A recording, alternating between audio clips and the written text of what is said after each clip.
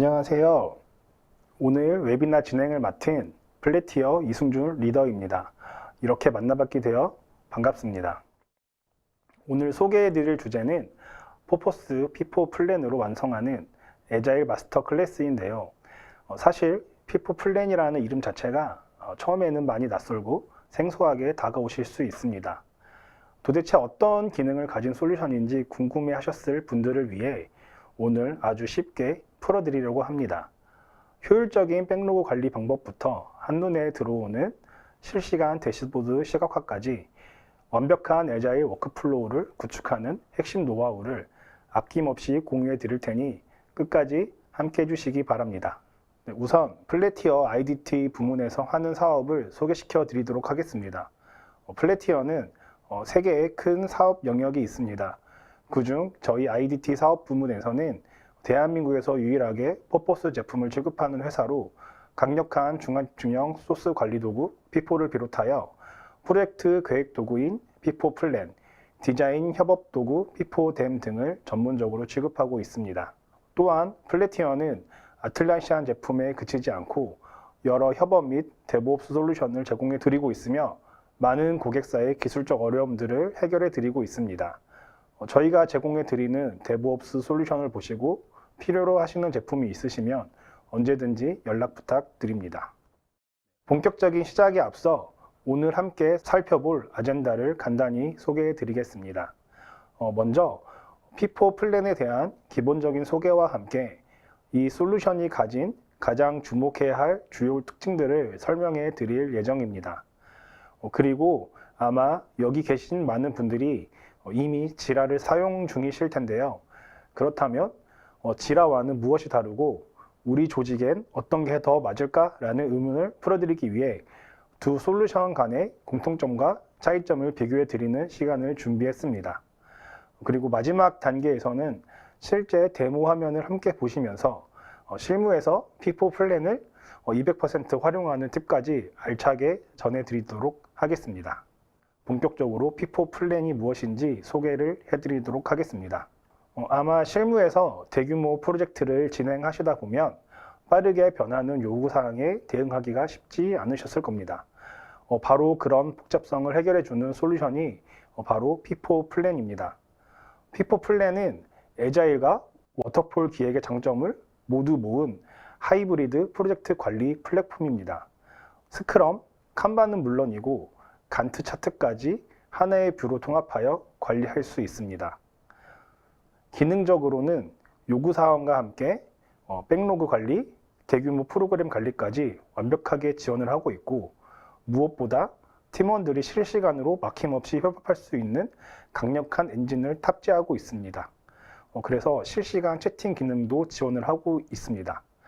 결론적으로 P4 플랜은 단순한 일정 관리 툴이 아닙니다. ALM의 핵심 레이어인 기획과 추적을 책임지며 P4 헬릭스 코어와의 강력한 연동을 통해 기업의 소중한 코드 자산과 프로젝트 관리 흐름을 하나로 묶어주는 핵심 마스터 키라고 이해하시면 되겠습니다. 그렇다면 수많은 프로젝트 관리 도구 중에서 왜 P4 플랜이어야 할까? 그 핵심 이유는 바로 파편화된 프로젝트 관리 요소를 하나의 흐름으로 연결해 주기 때문입니다. 우측의 다이어그램을 보시면 하나의 프로젝트가 성공하기 위해서는 범위 기획부터 일정, 리소스, 예산, 품질, 리스크, 그리고 소통에 이르기까지 수많은 영역이 유기적으로 돌아가야 합니다. 하지만 기존의 많은 조직에서는 이 요소들이 제각각 파편화되어 관리되곤 했습니다. P4 플랜은 이 순환의 고리의 정중앙에서 중심을 잡아 지능형 컨트롤 타워 역할을 해주고 있습니다. 단순히 데이터를 기록하는 수준을 넘어 프로젝트를 구성하는 모든 요소가 실시간으로 상호작용하도록 만드는 중앙기획 허브가 되는 것입니다. 특히 주목하셔야 할 점은 다이어그램을 감싸고 있는 화살표, 즉 실시간 동기화의 가치입니다. 기획자가 세운 계획과 개발자가 작성하는 실제 코드 사이의 간극을 완벽히 제거함으로써 프로젝트 관리 사이클의 회전 속도를 극대화하고 시장 변화에 그 누구보다 빠르게 대응할 수 있게 만들어주고 있습니다. 그러면 어떤 특징을 가지고 있는지 한번 살펴보도록 하겠습니다. 첫 번째 주요 특징은 계층 기반 작업 분해, 즉 WBS 기능입니다. 대규모 프로젝트일수록 수많은 업무가 얽혀 있어 관리가 복잡해지기 마련인데요.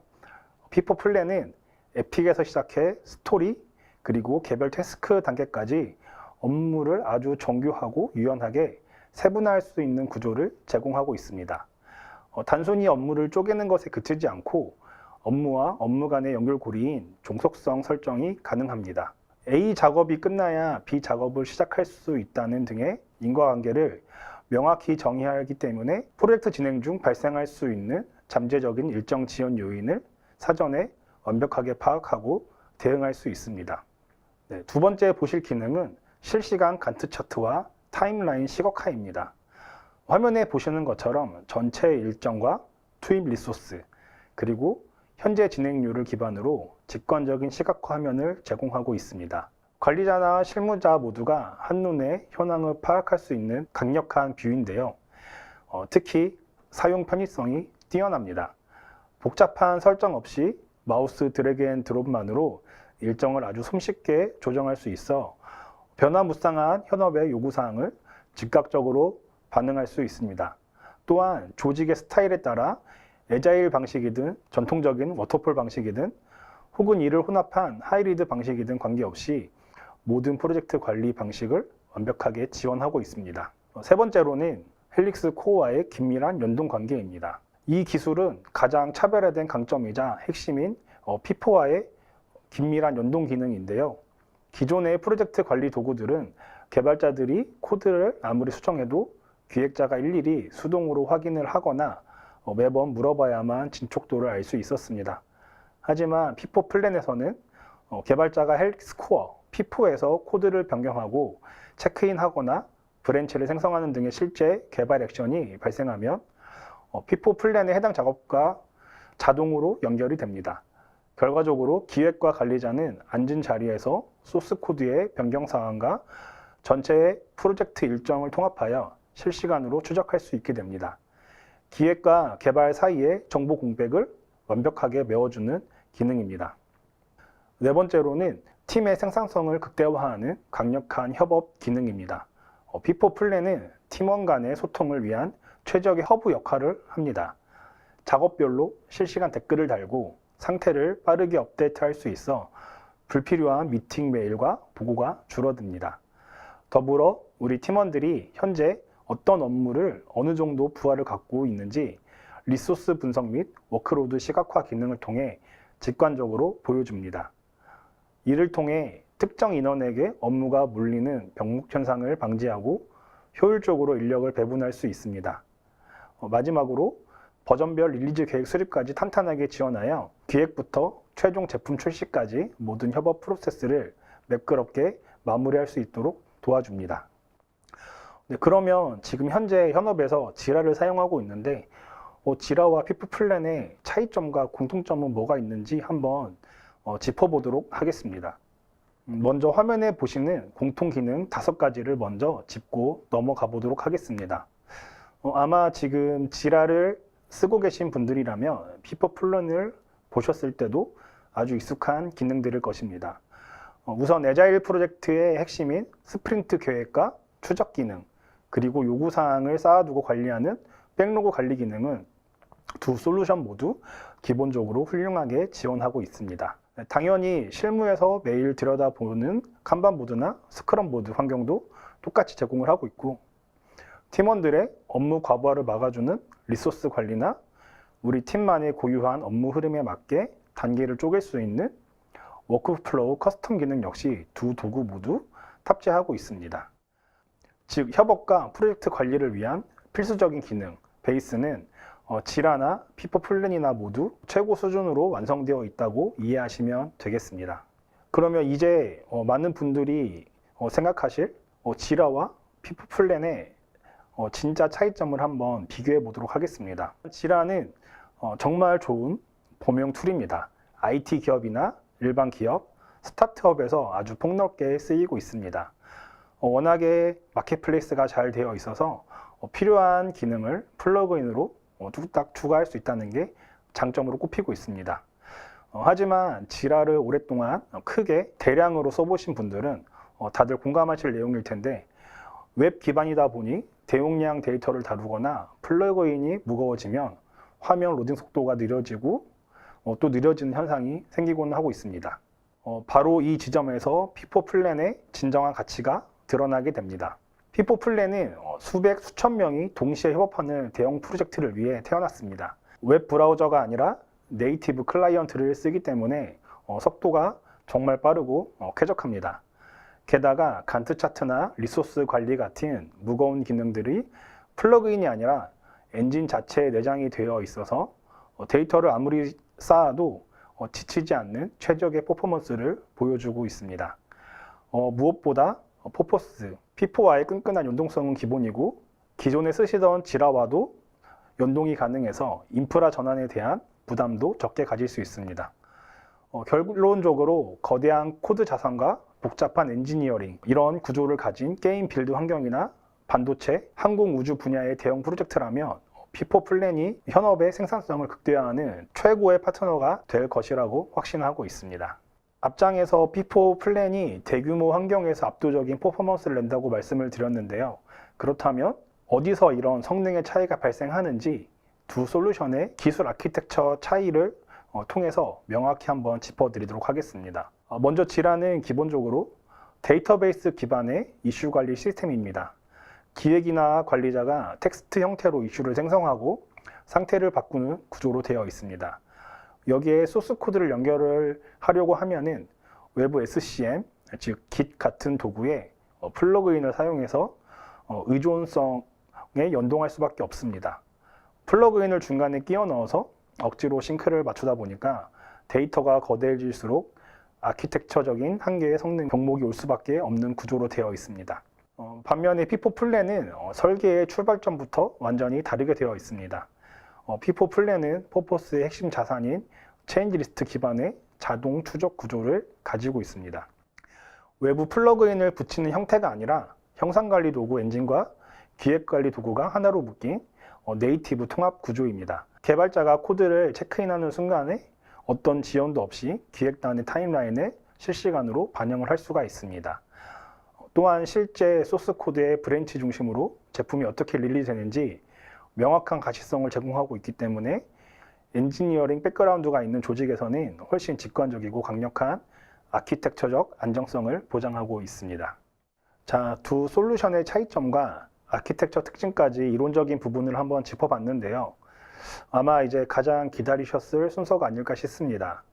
과연 피포 플랜이 현업에서 얼마나 빠르고 직관적으로 움직이는지 실제 화면을 통해서 라이브 데모를 확인해 보는 시간을 갖도록 하겠습니다. 처음에는 프로젝트를 생성을 하고, 프로젝트를 생성한 후에 어떤 단계를 거쳐서 프로젝트를 진행을 하는지 알아보는 단계를 가지도록 하겠습니다. 피포 플랜에 웹뷰 화면이 보이고 있고, 피포 플랜은 클라이언트 화면을 지원하기 때문에 피포 플랜 클라이언트 뷰 화면으로 접속을 하실 수가 있습니다. 네, 지금처럼 피포 플랜에 접속을 하게 되면 첫 화면이 보이실 겁니다. 저는 어드민으로 지금 접근을 했고, 일반 유저 사용자면 권한이 있는 프로젝트가 보이게 되실 겁니다. 네, 그러면 저희가 프로젝트를 어떻게 생성하는지 먼저 보도록 하겠습니다. 네, 프로젝트에서 이제 새로운 프로젝트를 한번 만들어 보도록 하겠습니다.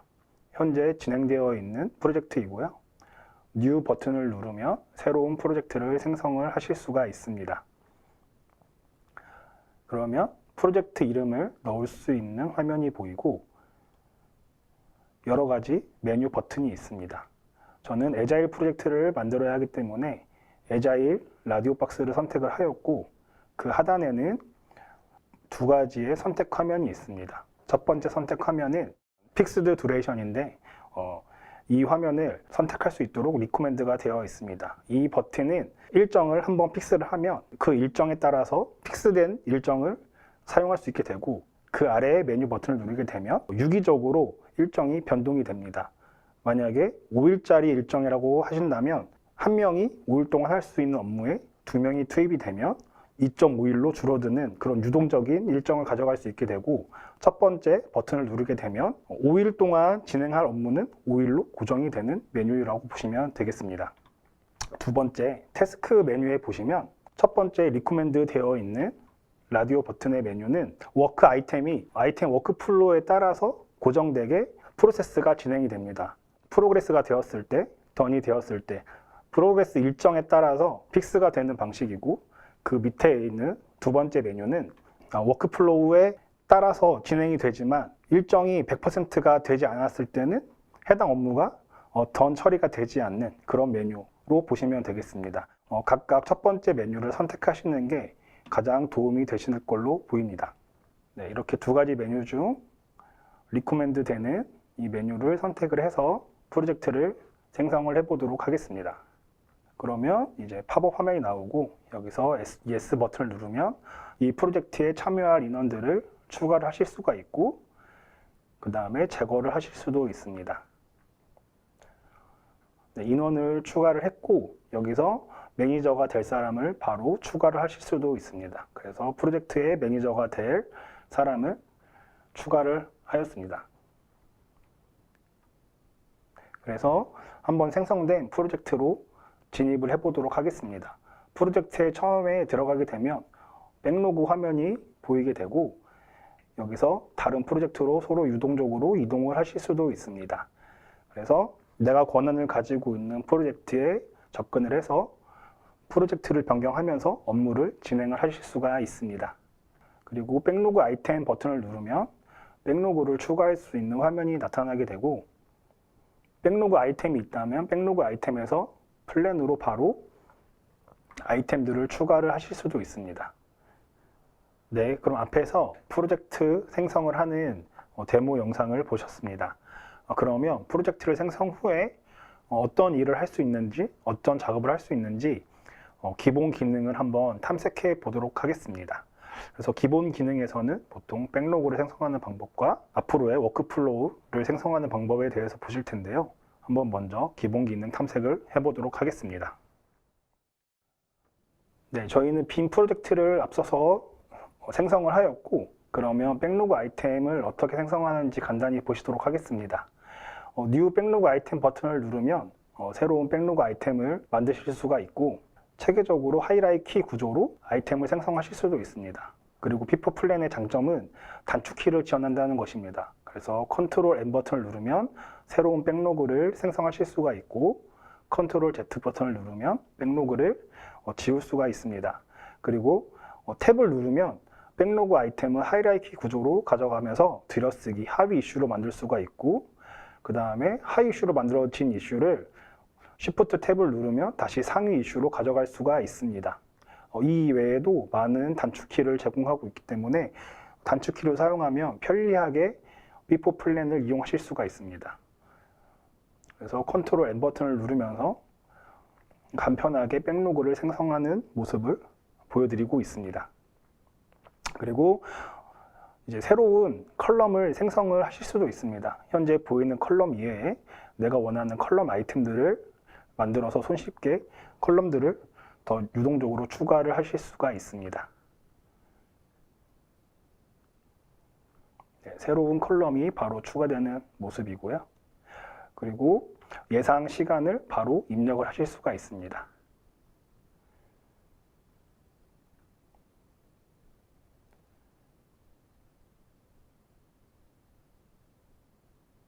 네, 그리고 플래닝 메뉴에 들어오시면 바로 릴리즈 아이템을 생성을 하실 수도 있습니다. 애자일 프로젝트에서는 스프린트를 만들어서 해당 스프린트에서 이제 애자일 업무가 진행이 될 수 있도록 일정을 조율을 하실 수가 있습니다. 일정은 보통 2주 단위로 픽스가 되어 있고, 유기적으로 왔다 갔다 하면서 일정을 늘리거나 아니면 일정을 변경을 하실 수도 있습니다. 모두 다 드래그 앤 드롭으로 가능한 업무들입니다.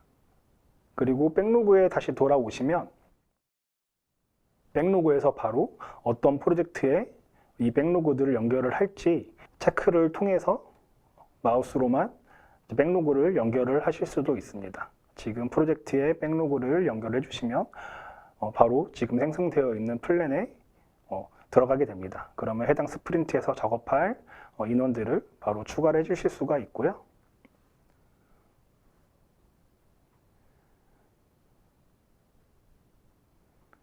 네, 아주 간단하게 담당자를 지정을 할 수가 있습니다.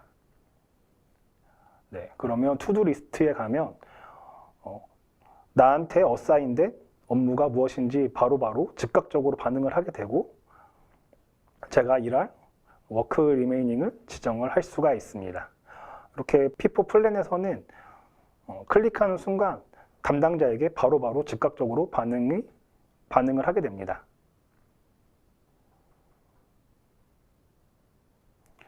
그러면 예상 업무 시간을 지정을 하게 되면 예상 업무 시간이 같이 동기화가 되게 됩니다. 이렇게 보시면 바로 옆에 차트를 통해서 일정과 관리자가 어떻게 지정되어 있는지 실시간으로 확인을 하실 수가 있습니다. 네, 그러면 기본 기능이 어떤 기능이 있는지 한번 저희가 살펴보았고 실질적으로 애자일 프로젝트를 진행하게 되면 제일 먼저 진행을 하셔야 될 게 백로그를 생성하는 부분입니다. 그러면 P4 플랜에서는 백로그를 어떻게 생성을 하고 어떻게 관리를 하는지 그리고 백로그 생성 후에 어떤 일을 할 수 있는지 한번 데모를 통해서 자세하게 알아보도록 하겠습니다. 네, 저희는 그러면 한번 실제로 백로그를 만들어서 실제 프로젝트를 진행한 것처럼 해보겠습니다. 지금은 화면이 하얘서 눈이 아플 수가 있는데 P4 플랜은 다크 모드를 지원을 하고 있습니다. 그래서 실질적으로 작업을 할 때 다크 모드를 활용하시는 방법을 추천을 드리고 있습니다. 하이라이키 구조로 가져갈 수도 있고 아니면 워터폴 모델로 가져갈 수도 있고 저는 일단 하이라이키 구조로 한번 백로그를 생성해 보도록 하겠습니다. 네, 뉴 아이템 버튼을 눌러거나 아니면 단축키를 이용해서 이제 백로그 아이템을 아까 만드는 방법을 설명을 드렸습니다. 이렇게 하나하나씩 단축키를 이용하거나 아이템들을 바로 만드실 수도 있는데 보통의 이제 회사 협업 프로젝트에서는 엑셀에 된 문서나 정형화된 문서가 있을 것으로 예상이 되고 있습니다. 그러면 간단하게 아이템들이 있다라고 가정을 하고 해당 아이템을 컨트롤 CV 복사 붙여넣기를 통해서 바로 백로그를 추가할 수 있는 방법을 보여드리도록 하겠습니다. 네, 엑셀 문서가 있고 여기서 복사를 한 후에 붙여넣기를 하면은 아이템이 한 번에 들어가게 됩니다. 단점으로는 하이라이키 구조를 엑셀에서 만들었더라도 P4 플랜에서는 그 구조까지는 가져오지는 못합니다. 하지만 단축키를 통해서 하위 이슈로 탭을 눌러서 전환을 하게 되면 바로 하이라이키 구조로 가져가게 되고 종속성 모드가 되게 됩니다. 네, 이렇게 스토리 모드 밑에 태스크를 붙일 수 있는 화면도 보이고 최상위의 구조에서 하위 구조로 이렇게 하이라이키 구조로 바로바로 생성을 하실 수가 있습니다. 이 부분은 어떻게 보면 약간 단점으로 보이실 수도 있는데 바로바로 이렇게 단축키를 통해서 구조화할 수 있다는 것은 장점으로 보입니다. 네, 저희는 이렇게 백로그를 이렇게 생성을 했고요. 백로그를 생성한 이후에는 네, 다음 단계로 저희가 이제 필요한 컬럼이 여기에 보이는 것 말고 더 있을 수도 있고 그 다음에 공수 산정을 해야 될 수도 있습니다. 그러면 해당 업무가 얼마나 진행이 될지 예상되는 시간으로 공수 산정을 한번 해보도록 하겠습니다. 그러면 하위 이슈에 공수 산정이 되면 상위 이슈는 토탈로 이제 바로 공수가 자동으로 기입이 되게 되고요. 하위 이슈의 결과에 따라서 상위 이슈가 상위 이슈의 공수가 바뀌는 걸 볼 수가 있습니다. 네, 그래서 뭐 캐릭터를 만들거나 아니면 전 시스템을 만드는 시스템에 대한 공수를 산정을 하며 최상위에 있는 아이템은 합산된 공수로 전환이 되게 됩니다. 네, 그리고 여기서 이제 프라이오리티 얼마나 중요한지 중요도도 바로 선택을 하실 수도 있습니다. 그래서 많이 중요한 부분, 그 다음에 덜 중요한 부분, 초기에 진행해야 되는 부분에 대해서 중요도를 선택을 한번 해보도록 하겠습니다.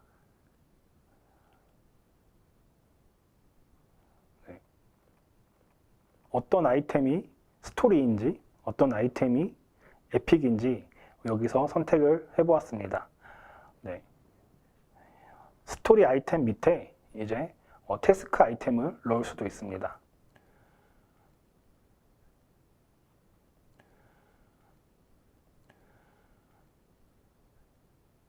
그래서 태스크는 최소한으로 넣어서 실질적으로 작업될 부분들은 나중에 플래닝에서 애자일 플래닝을 통해서 넣으시길 바라고, 네, 지금은 간단히 태스크를 한번 추가해 보았습니다.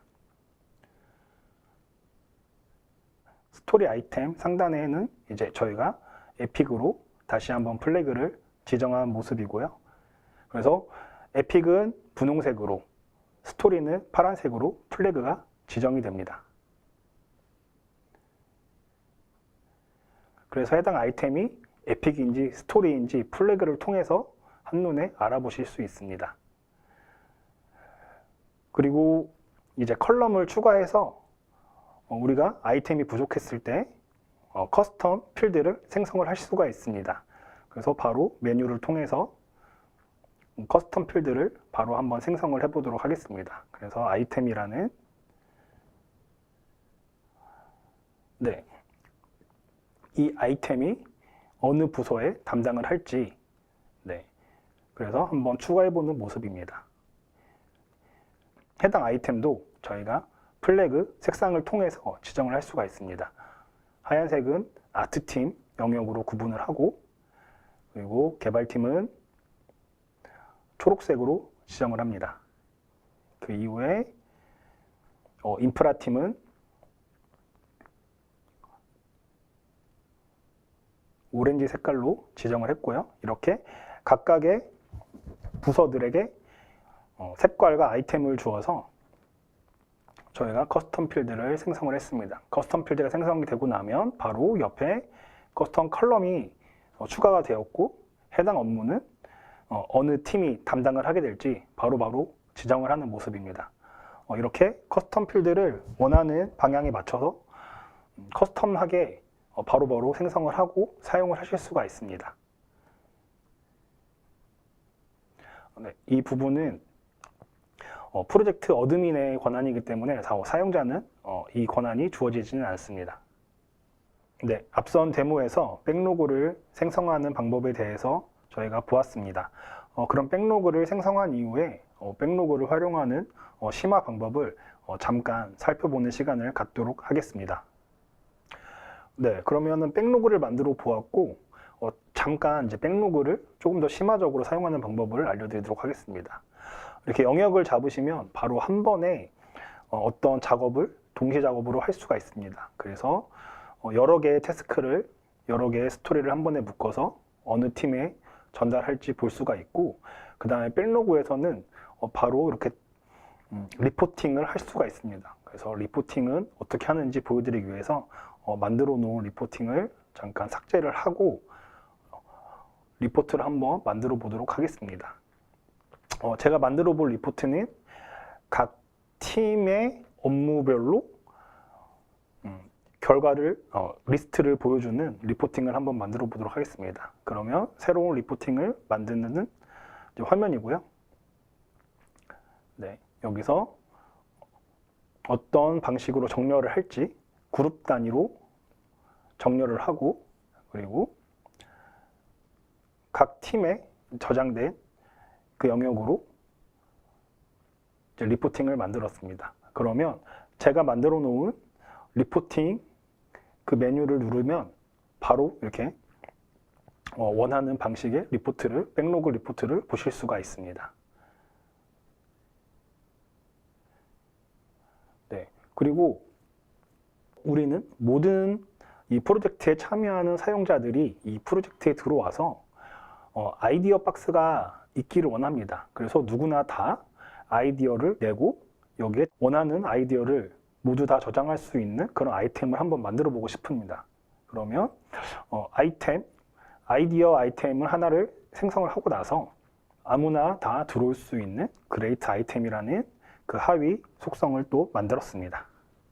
그리고 이 아이템에는 모든 프로젝트 멤버가 들어올 수 있도록 바로 선언을 했습니다. 그러면 모든 프로젝트는 이 해당 아이템에 들어와서 이 아이템 밑에 어떤 태스크를 추가하거나 어떤 업무든 진행을 할 수 있게 됩니다. 네, 똑같이 다음 에픽에 이 아이템에 대한 담당자를 바로 지정을 할 수도 있고요. 네, 각각의 영역에 대해서 저렇게 따로 지정을 할 수가 있습니다. 저희가 백로그 심화까지 확인을 해보았고, 그러면 본격적으로 애자일 플랜을 만드는 방법에 대해서 배워보도록 하겠습니다.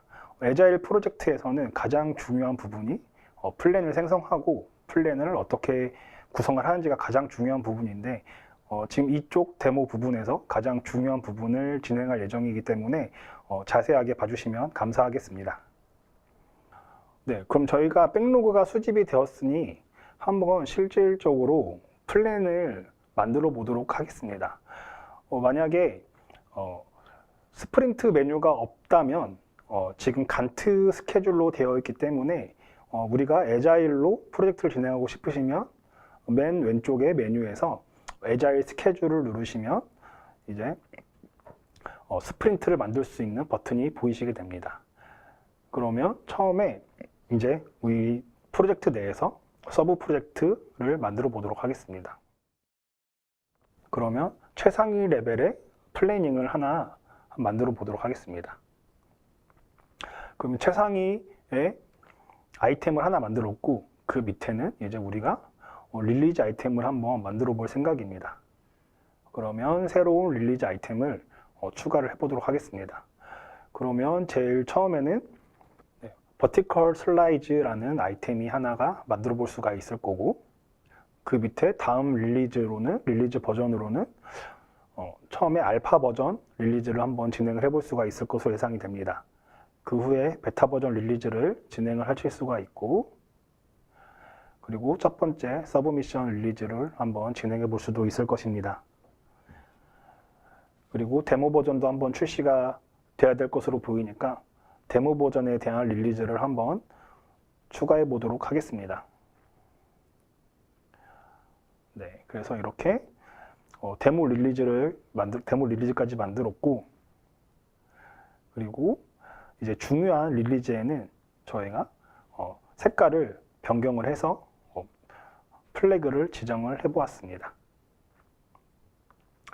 드래그 앤 드롭을 통해서 저희가 스케줄 표를 이제 더 넓은 범위로 만들었는데, 게임 개발 자체는 한두 주에 되는 게 아니기 때문에 좀 넓게 잡아 보았습니다. 바로 아이템을 잡고 이제 드래그 앤 드롭으로 언제쯤 어느 분기에 릴리즈를 할지 지정을 하실 수가 있습니다. 그래서 데모 버전은 2027년 1분기 아니면 2020년 하반기 그쯤에 이제 릴리즈를 하고, 알파 버전은 이제 E3 데모와 함께 릴리즈를 하고, 릴리즈 기간을 이렇게 넓게 잡아서 상정을 하실 수가 있습니다.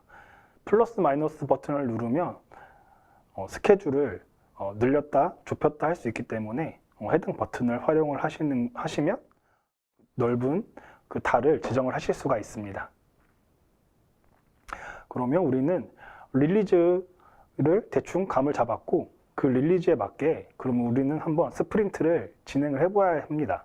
새로운 스프린트를 만들기 전에 스프린트를 진행할 서브 프로젝트를 또 만들게 됩니다. 그러면 이제 스프린트에 대한 프로젝트가 생성이 되게 되고, 이 스프린트 서브 프로젝트 밑에 이제 새로운 스프린트를 생성을 한번 해보도록 하겠습니다.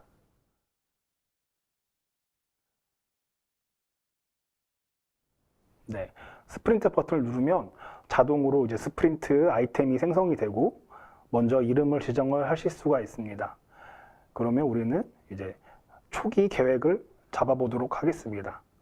제일 중요한 건 이제 우리 프로젝트의 초기 플래닝을 잡는 것이 제일 중요하기 때문에 초기 플래닝에 대한 그런 스프린트를 생성을 해야겠고, 여기에 저희 프로젝트에 바로 어사인 되어 있는 인원들이 바로 추가가 되어 있습니다.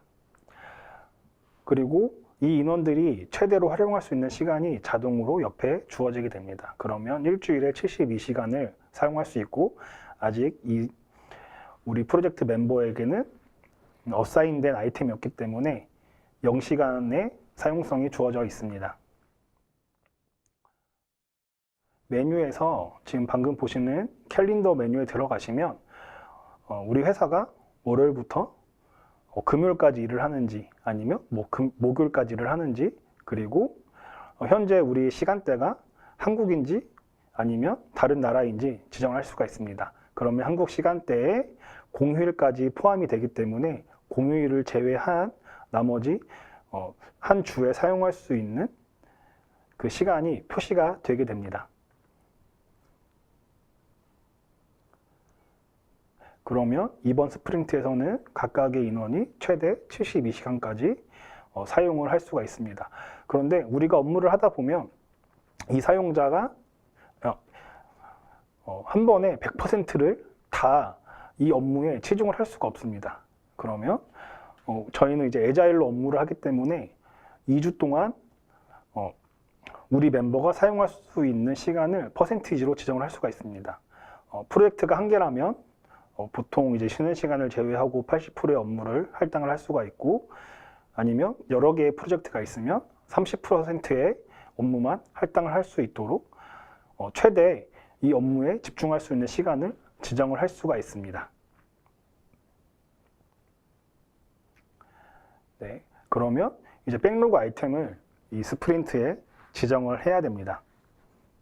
여기서 바로 백로그 아이템을 생성할 수도 있지만 저희는 백로그 아이템이 있기 때문에 백로그 아이템을 생성도 하고 가지고도 와보도록 하겠습니다. 저희가 애자일에 대해서 어떻게 애자일 방식으로 업무를 진행할지 제일 처음에는 보통 애자일 워크숍을 진행을 하게 됩니다. 그래서 이 게임 프로젝트에 대한 애자일 워크숍을 만들었고, 그 이후에 바로 백로그 아이템에서 추가할 아이템을 영역을 지정을 한 후에 드래그 앤 드롭으로 가져오시면 자동으로 하이라이키 구조로 추가되는 모습을 보실 수가 있습니다.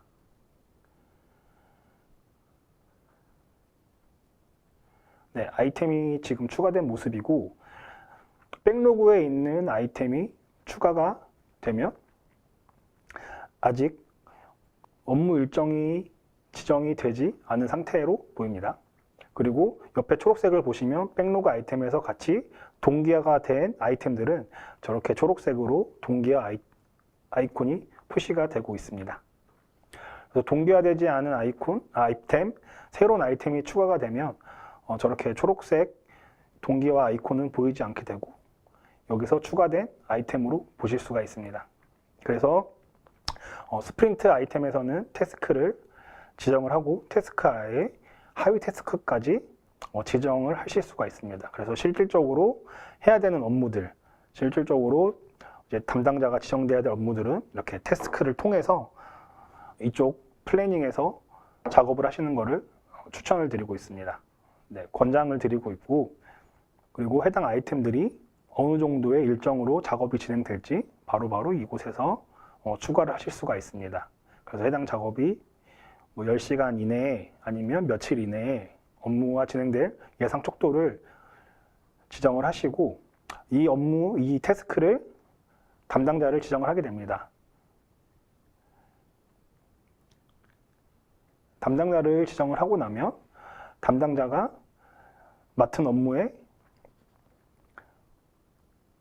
워크 리메이닝이 자동으로 업데이트가 되는 모습을 보실 수가 있습니다. 그래서 내가 일할 수 있는 업무 범위 안에 있으면 저렇게 초록색으로 이제 몇 시간이 남았는지, 몇 시간까지 할당을 했는지 보실 수 있지만 이 업무들이 평등하게 분배되지는 않을 것입니다. 그렇기 때문에 한 사람에게 몰릴 수가 있는데, 그렇게 내가 업무할 수 있는 시간보다 더 많은 시간을 할애해야 되면 빨간색으로 표시가 되고, 이 업무들은 다른 사람에게 다시 넘길 수 있게 저렇게 표시가 되고 있습니다. 네, 그래서 업무가 평등하게 분배될 수 있도록 바로바로 그래프를 통해서 보실 수가 있고요. 우리가 이 업무를 진행을 할 때 이 업무 안에 새로운 파이프라인이 있을 수가 있습니다. 그러면 이제 파이프라인을 한번 만들어 보도록 하겠습니다. 우리가 정형화된 그 파이프라인으로만 일을 하는 것이 아니라 이제 우리가 만들어 놓은 파이프라인에 따라서 업무를 진행을 하게 되는데요. 네, 이름을 지정을 하고 이제 내용을 수정해 보도록 하겠습니다. 네, 그러면 자, 이렇게 화면이 보이게 되는데 그러면 첫 번째 태스크, 두 번째 태스크 이렇게 이름을 지정을 할 수가 있죠.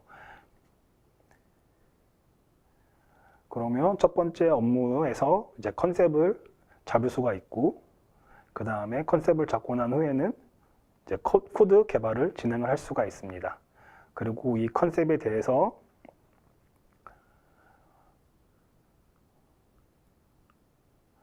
코드가 만들어지면 이제 코드 리뷰를 이제 진행을 할 수가 있고요.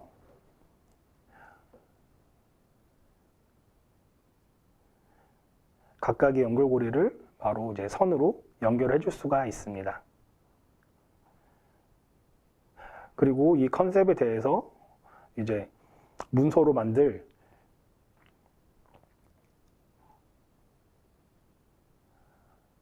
워크플로우가 필요하고 그 이후에 이제 최종 완료까지 진행이 될 수가 있습니다.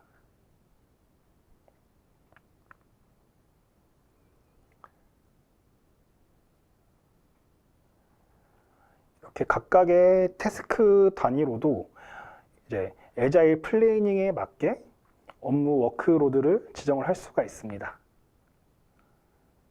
그래서 마지막에 어프로벌 메뉴까지 생성을 한번 해보았습니다. 네. 그리고 해당 아이템이 바로 이제 추가가 되면은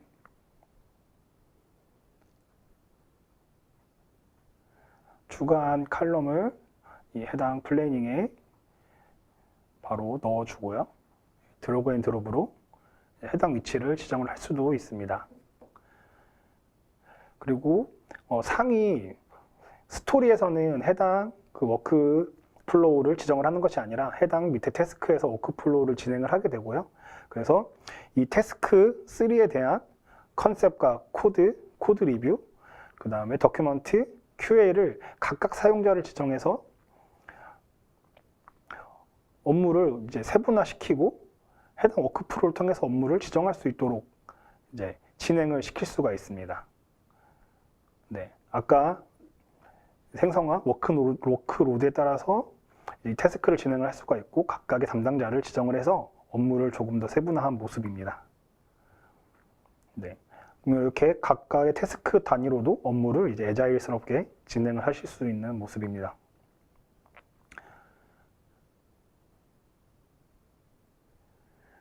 네, 그리고 이제 스테이터스를 이제 한번 변경해 보도록 하겠습니다. 그래서 밑에 워크 아이템들이 모두 완료가 되면 자동으로 해당 태스크는 컴플릿으로 종료가 됩니다. 네. 그리고 해당 스프린트는 이제 저희가 처음 말한 버티컬 슬라이즈 위에 릴리즈에 이제 어사인을 했습니다.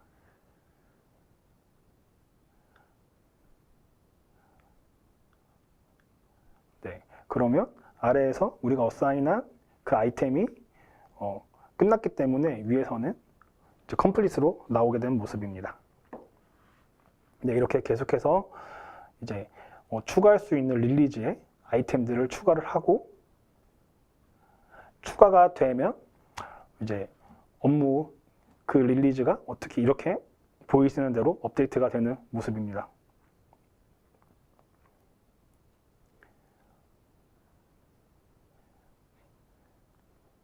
네, 해당 플랜에서도 이제 중요도를 지정을 하실 수가 있고 이제 상위 레벨에서 플래그를 지정을 하시면 하이 레벨까지 모두 들어가게 됩니다. 네, 그래서 중요도에 따라서 보기 화면을 변경을 하실 수도 있습니다. 그럼 중요도가 지정되어 있는 화면에 이제 화면 구성이 바뀌게 되고요. 다시 애자일 스케줄 화면으로 돌아왔습니다. 스프린트가 끝나게 되면 이제 두 번째 스프린트를 다시 이제 진행을 해야 됩니다. 그러면 스프린트가 끝나고 이제 두 번째 스프린트를 바로 새로운 뉴 스프린트 메뉴를 눌러서 스프린트를 추가하실 수가 있고, 그리고 두 번째 플랜을 진행을 하게 됩니다. 네, 이런 식으로 아주 간단하게 스프린트를 만들고 아이템을 넣고 계속해서 이제 스프린트를 추가하면서 업무를 2주 단위로, 3주 단위로 진행을 하실 수가 있습니다. 애자일 플랜을 생성한 이후에 보드의 활용 방법에 대해서 알아보는 시간을 갖도록 하겠습니다. 그래서 칸반 보드를 활용해서 보드의 형태를 알아보는 방법과, 또 애자일 프로젝트가 아니라 워터폴 모델일 때 워터폴 개발을 어떻게 사용해야 되는지 모델 사용 방법에 대해서 한번 알아보는 시간을 갖도록 하겠습니다. 네, 그럼 저희는 이제 플래닝을 만들었는데, 이 플래닝을 이제 애자일과 어떻게 완벽하게 융합이 되는지 한번 보여드리도록 하겠습니다. 네. 지금은 이제 첫 번째 스프린트 화면이 보이는데, 옆에 보시면 화살표 메뉴가 있고 고트 보드라는 메뉴가 있습니다. 고트 보드가 메뉴가 없으면 이제 새롭게 보드를 만들 수가 있는데, 그 메뉴로 가면 바로 이제 칸반 보드 화면으로 가실 수가 있고, 칸반 보드 화면에서는 워크 인 프로그레스 최대치를 지정을 하실 수가 있습니다. 그래서 휩 리밋을 지정을 하실 수가 있는데요. 휩 리밋을 지정하는 이유는 현재 진행하는 아이템이 너무 많으면 업무가 정체가 되고 병력 환상이 되기 때문에 해당 업무에서는 아이템이 몇 개 이상 넘어가지 말라라고 지정을 하는 겁니다. 그래서 최대 3개 이상의 아이템이 진행되지 않을 수 있도록 이 보드에서 지정을 하실 수가 있고, 그 다음에 새로운 컬럼을 생성을 해서 우리가 업무가 진행해야 될 때 그 워크 플로우를 더 추가를 하실 수도 있습니다. 그래서 프로그레스 다음에 리뷰를 통해서 아이템을 추가할 수가 있고, 더 추가로 이제 칸반 보드에 새로운 레인을 더 추가할 수가 있습니다. 새로운 레인을 추가하는 이유는 각각의 담당 영역의 아이템들을 분리를 해서 칸반 보드를 운영할 수 있도록 여러 개의 레인들을 추가를 해서 디자인 팀이 생성해야 되는 컬럼들, 그 다음에 개발팀이 봐야 될 컬럼들을 각각의 따로따로 설정을 하셔가지고 칸반 보드를 운영을 하실 수가 있습니다. 그래서 디자인팀의 아이템은 디자인팀 아이템으로 추가를 하시고, 개발팀의 아이템들은 개발팀의 아이템으로 추가를 해서 각각의 팀이 칸반 보드를 통해서 업무를 진행을 하시면 됩니다. 지금은 애자일 모델을 보여드렸는데, 간단하게 워터폴 모델은 어떻게 진행을 하는지 알아보도록 하겠습니다.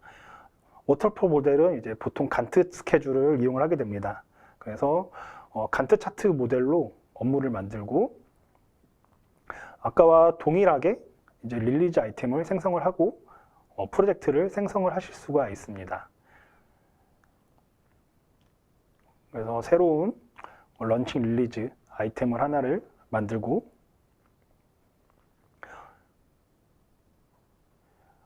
네, 릴리즈 아이템을 이제 워터폴 모델에 따라서 이제 구조화적으로 한번 만들어 보도록 하겠습니다.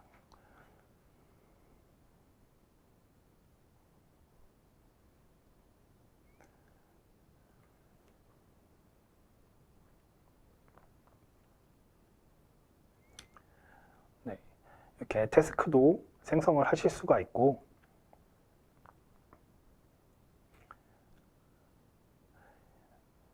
그리고 태스크가 생성되고 난 이후에 이 태스크들에 대한 종속성을 또 만들 수가 있습니다. 워터폴 모델에서 가장 중요한 부분은 디펜던시, 종속성을 어떻게 연결하냐가 제일 중요할 것 같은데, 옆에서 바로 드로그 앤 드롭으로 화살표를 연결을 하시면 서로 아이템들끼리 종속성을 유지를 하실 수가 있습니다.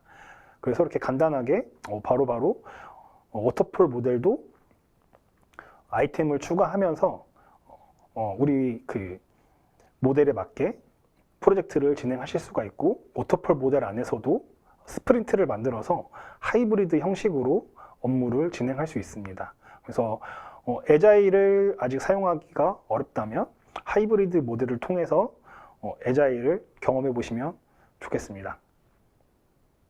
우리가 대형 프로젝트를 관리할 때 가장 중요한 것은 결국 데이터를 얼마나 직관적으로 시각화하여 모니터링을 할 수 있는가입니다. 바로 그 핵심이 되는 P4 플랜의 내장 대시보드 기능을 소개해 드리도록 하겠습니다. P4 플랜의 대시보드는 가볍고 유연하고 강력합니다. 복잡한 단계를 거치지 않고 오직 드래그 앤 드롭 화면 구성만으로 관리자가 원하는 핵심 지표들을 하나의 뷰에 담아 표현할 수 있습니다. 현업의 다채로운 요구사항을 만족시킬 수 있는 광범위한 차트 옵션이 탑재되어 있어서 실무진의 완벽한 커스텀 리포팅이 가능합니다. 외부 플러그인 의존도를 낮춰 퍼포먼스를 극대화한 P4 플랜의 대시보드 실체를 지금 데모 영상을 통해서 바로 만나보도록 하겠습니다. 네, 그러면 만들어 놓은 플래닝을 가지고 대시보드를 한번 생성해 보도록 하겠습니다. 대시보드는 상단에 바로 대시보드 메뉴가 있고요. 이 대시보드는 드래그 앤 드랍을 통해서 새로운 대시보드를 만들 수도 있습니다. 네. 차트를 보시면 오른쪽 상단에 여러 가지의 차트 모형을 보실 수가 있습니다. 그래서 원하는 차트 방식을 선택을 하셔서 차트를 만드시면 되고요. 네, 그러면 저는 저의 프로젝트의 모든 이슈에 어사인 되어 있는 기준으로 그리고 워크가 리메이닝이 얼마 남아있는지 차트를 한번 만들어 보도록 하겠습니다. 그러면 이렇게 손쉽게 바로 차트가 하나가 생성이 되었습니다.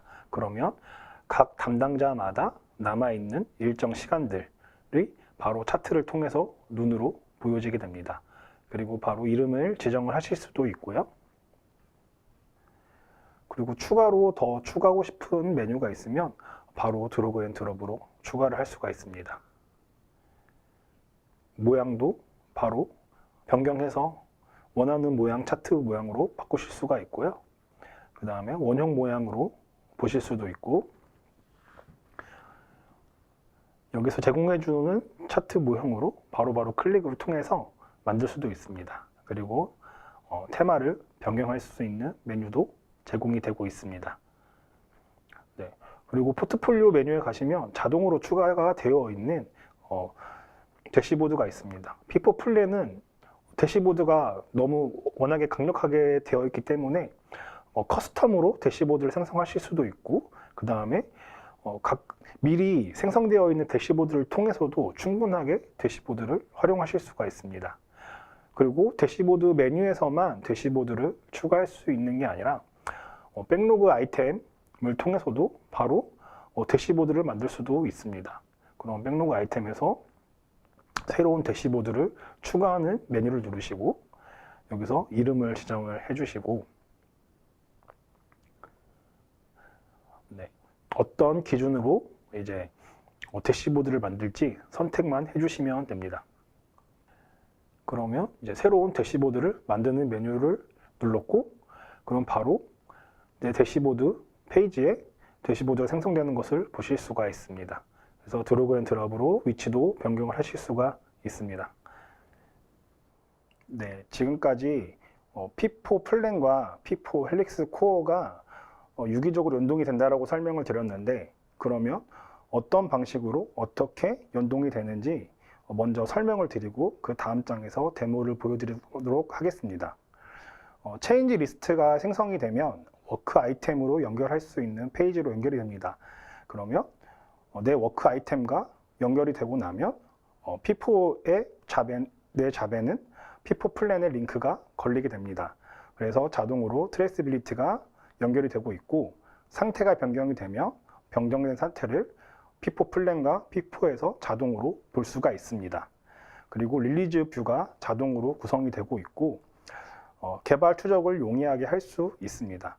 아마 많은 테크 리더나 PM 분들이 개발 소스 코드 변경 사항이랑 우리 프로젝트 일정을 일일이 매칭하기 너무 번거롭다는 고민을 늘 하셨을 겁니다. 이번 데모에서는 P4 플랜과 P4가 만나면 현업의 업무 프로세스가 얼마나 파격적으로 심플해지는지 한번 보여드리도록 하겠습니다. 네, 그러면 이제 가장 중요한 포포스와는 어떻게 연동이 되나 이제 궁금하실 겁니다. 지금 저희 고객사들 중에 포포스를 사용하시는 고객사가 엄청 많으신데요. 네, 포포스에서 먼저 CL을 하나를 생성을 해 놓은 상태입니다. 그리고 P4 플랜을 사용하기 위해서는 웹 클라이언트가 설치가 되어 있어야 됩니다. 그래서 만약에 웹 클라이언트가 설치가 되어 있지 않다면 담당자에게 P4 플랜 웹 클라이언트 설치를 요청을 하시고 웹 클라이언트가 연결이 되면 아이템을 통해서 바로 퍼포스에서 제공하고 있는 웹 브라우저를 통해서 P4 플랜에 접속을 하실 수가 있습니다. 저는 미리 세팅을 다 해놓은 상태이고요. 그러면 P4 플랜이라는 HTML 링크 화면을 설정을 해놓은 상태입니다.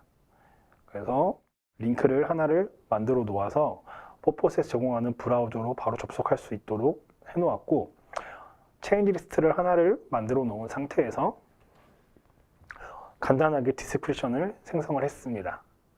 그래서 이제 아이템을 한번 확인을 하고 나서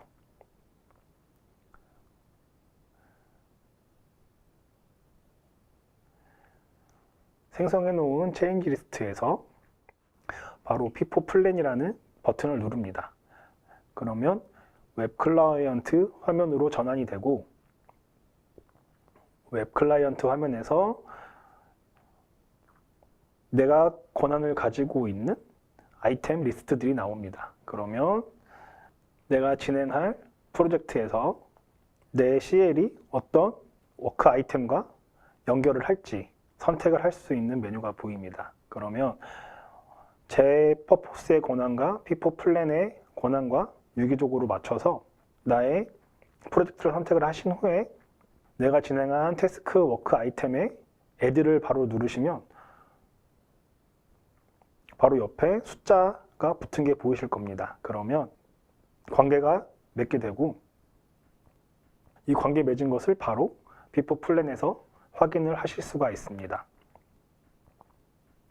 그러면 이 아이템을 누르면 바로 내 워크 아이템에 들어가게 되고, 커멘트라든지 어떤 식으로 프로그레스가 진행이 됐는지 바로 확인하실 수가 있습니다. 이렇게 지금 사용하고 계시는 퍼포스와 같이 연동을 하셔가지고 퍼포스의 기획과 개발까지 통합하는 유기적인 솔루션 구성을 하시는 걸 추천을 드리도록 하겠습니다. 지금까지 P4 플랜에 대한 데모 영상과 운영 전략을 보셨는데, 지금 현재 우리 회사에서 사용하고 있는 지라를 그러면 P4 플랜으로 교체할 필요성이 있는지 많은 분들이 생각을 하실 수가 있습니다. 하지만 지라와 P4 플랜은 유기적으로 같이 사용하시면 회사 업무에 더 효율적으로 극대화할 수 있는 업무 전략이 되실 수 있습니다. 전사 업무 관리는 지라에서 유지를 하고 계시고, 그 다음에 개발 조직, 우리가 하고 있는 프로젝트 개발 조직은 P4 플랜 중심으로 운영을 하실 수가 있습니다. 그렇게 많은 다른 나라에서는 지라와 P4 플랜을 유기적으로 같이 사용하고 있는 회사들도 많이 있습니다. 그리고 모든 프로젝트를 옮기는 것이 아니라 단계적으로 마이그레이션을 진행을 하면서 역할 분리를 통해서 시너지를 창출하고 업무 효율을 극대화하실 수 있는 방법을 추천드리고 있습니다. 그래서 표에 보시는 것처럼 전사 업무는 지라에서 관리를 하고, 백로그는 지라와 플랜에서 모두 관리를 하되, 코드에 대한 변경 추적은 P4 플랜에서 진행을 하고, 릴리즈와 QA 연계는 P4 플랜과 지라에서 유기적으로 관리를 하실 수가 있습니다. 그리고 이제 퍼포스 P4 통합 데브 라이프 사이클을 보시면 퍼포스 헬릭스 코어 P4에서는 형상 관리 및 소스 버전 관리를 진행을 하시면 되고, P4 플랜에서는 프로젝트 작업과 요구사항 관리를 진행을 하실 수가 있고, 버그 관리와 QA 관리를 하실 수가 있습니다. 그리고 P4 코드 리뷰 툴을 통해서 코드 변경 및 검토, 그리고 리뷰 관리를 진행을 하시면 되고, CI/CD 빌드 및 배포 자동화, 젠킨스나 클라우드 비즈를 이용해 빌드 자동화를 이제 유기적으로 라이프 사이클을 가져가실 수가 있습니다. 그러면 퍼포스에서 제공하고 있는 이제 퍼포스 라이프 사이클을 어떻게 유기적으로 연동해야 되는지 한번 연동 구조를 보도록 하겠습니다. 퍼포스에서 피포 코드 리뷰, 예전에 이름이 스왑이라고 했죠. 피포 코드 리뷰를 이용해서 코드 리뷰를 진행하실 수가 있고, 피포 플랜을 통해 계획과 추적을 진행을 하실 수가 있습니다. 그리고 피포에서는 개발과 버전 관리를 진행을 하고, 마지막 스왑에서 코드 리뷰를 진행을 하게 됩니다. 그래서 리뷰 상태 기반의 워크 아이템 상태 변경을 진행을 하고, 코드 리뷰 승인 후 자동 진행을 하고, 코드 리뷰와 요구사항을 연결하실 수 있습니다. 그래서 코드 리뷰까지 포함한 엔드-투-엔드 라이프 사이클 구조를 한번 가져가실 수 있었으면 좋겠습니다. 지금까지 피포 플랜에 대해 경청해 주셔서 감사드립니다.